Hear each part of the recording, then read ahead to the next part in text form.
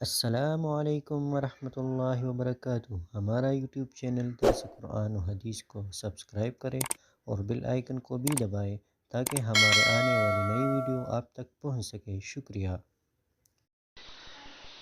اعوذ باللہ من الشیطان الرجیم، بسم اللہ الرحمن الرحیم۔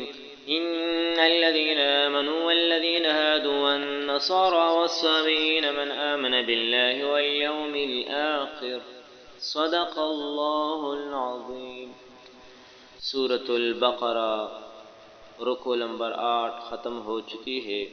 اب اس سے متعلقہ ضروری مسائل بیان کریں گے۔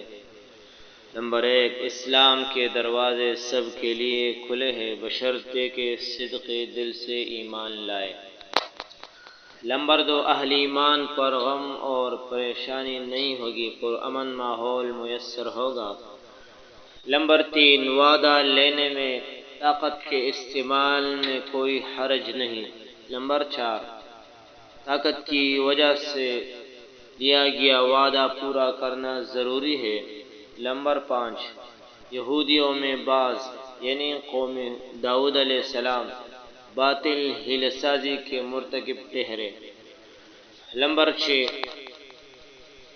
کسی عمل کے ابطال کے لیے حیلہ سازی ناجائز ہے، البتہ حیلہ اسقاط بذات خود جائز ہے، بشرطے کہ ان شرائط کی رعایت ہو جو فقہا نے بیان کی ہے۔ نمبر 7، عذاب الہی کی وجہ سے انسان کی شکل مسخ ہو سکتی ہے۔ نمبر 8، عذاب الہی سے لوگوں کو عبرت حاصل کرنا چاہیے۔ نمبر 9، گائے کے ذبح کا حکم دے کر بنی اسرائیل کا نظریاتی جائزہ لیا گیا۔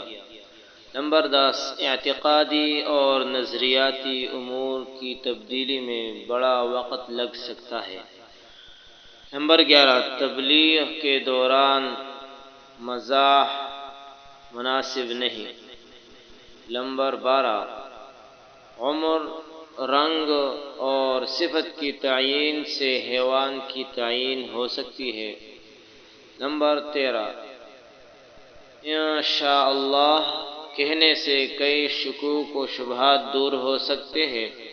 نمبر 14، گائے سے ہل چلانے میں مدد لی جا سکتی ہے۔ نمبر 15، گائے کنویں سے پانی نکالنے کے لیے استعمال ہو سکتی ہے۔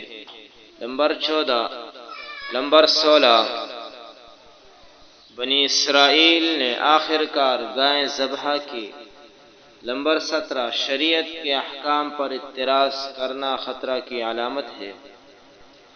نمبر 18، شریعت میں حقائق کا اعتبار کیا جاتا ہے، ظاہری الفاظ معتبر نہیں۔ یہی وجہ ہے کہ منافقین کو ان کا دوغلا پن فائدہ نہیں دیتا۔ نمبر 19، تمام لوگوں کے لیے نجات صرف اسلام میں ہے۔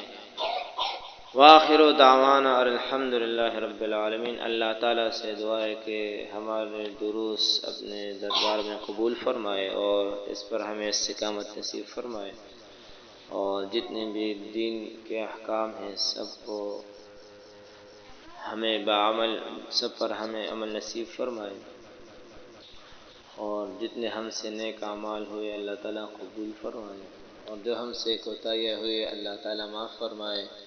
اللهم اغفر لنا قبل الموت وارحمنا عند الموت ولا تعذبنا بعد الموت ولا تحاسبنا يوم القيامة. اللهم إنا نعوذ بك من الشقاق والنفاق وسوء الأخلاق.